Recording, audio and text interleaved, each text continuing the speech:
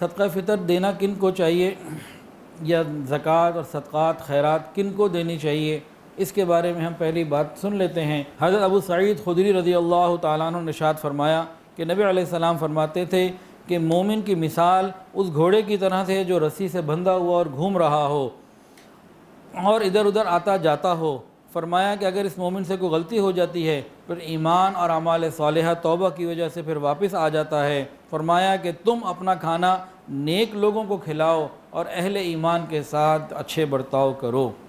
اور ایک حدیث کے اندر آتا ہے، فرمایا کہ مسلمان کے علاوہ کسی کی ہم نشینی دوستی اختیار نہ کرو، اور تمہارا کھانا، تمہاری مدد، تعاون، مالی امداد وغیرہ متقی کے علاوہ کوئی نہ کھائے۔ یہ مفہوم ہے حدیث کا، ترمذی، ابو داؤد اور دارمی مشکات میں موجود۔ اور ایک اور حدیث میں اس طرح کی بات بھی آتی ہے ترغیب دینے کے لیے، فرض کے حکم میں تو نہیں ہے لیکن ترغیب دینے کے لیے، دیندار لوگوں کی اہمیت کو سمجھانے کے لیے نبی علیہ السلام نے بتایا کہ جس نے کوئی صدقہ نکالا اور اس نے دیندار لوگوں کو نہ پایا تو اسے چاہیے کہ واپس آ جائے، دیندار لوگوں کو ہی تلاش کر کے دے۔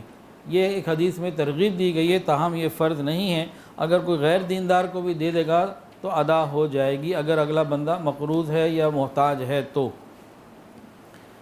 اہل علم کو دینے میں فائدہ کیا ہے؟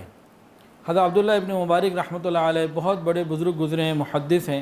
وہ اپنی عطائیں، بہت بڑے امیر آدمی تھے، جاگیردار آدمی تھے، وہ اپنی عطائیں، اپنے صدقات سب علماء تک، طلباء تک محدود رکھتے تھے۔ کسی نے عرض کیا، کسی نے کہا ایک دفعہ، حضرت اگر آپ طلباء اور علماء کے علاوہ کسی عام آدمی کو بھی دیں تو کیسا اچھا ہو؟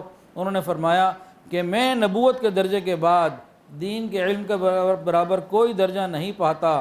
جب کوئی اہل علم میں سے دنیا کی طرف متوجہ ہوتا ہے، مال کمانے کی طرف متوجہ ہوتا ہے تو اس کے دینی علمی مشغلے میں نقصان ہوتا ہے، اس لیے ان کو علمی مشاغل کے لیے، کاموں کے لیے مصروف رکھنا چاہیے اور دنیاوی ذمہ داریاں ہمیں پوری کرنی چاہیے۔ یہ ان کی بات کا مفہوم ہے۔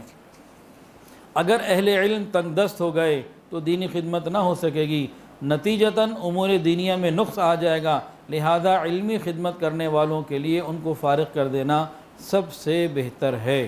حضرت امام ربانی مجدد الفسانی رحمۃ اللہ علیہ فرماتے ہیں، مکتوبات میں لکھتے ہیں کہ جو مال شریعت کی تائید میں اور ترویج ملت میں، دینی اقدار کی ترویج میں خرچ کیا جائے، بے شک اس کا درجہ بہت اونچا اور بہت بلند ہے، اور اس نیت سے ایک پیسہ خرچ کرنا یہ لاکھوں روپے خرچ کرنے کے برابر ہے، بلکہ اس سے بھی زائد ہے۔ تو دینی مدارس کا، مساجد کا، مراکز کا، دیندار لوگوں کا اور دینی اداروں کا خیال کرنا یہ مسلمانوں کی ذمہ داری ہے۔ اگر یہ ادارے نہ رہے، ہماری اولادوں کو قرآن پڑھانے والا آگے پھر کوئی نہیں ملے گا۔ ویڈیو کے نیچے سبسکرائب کے بٹن پہ کلک کریں، بیل کے آئیکن پہ کلک کیجئے تاکہ ہر نئی ویڈیو کی نوٹیفیکیشن آپ کو مل جائے۔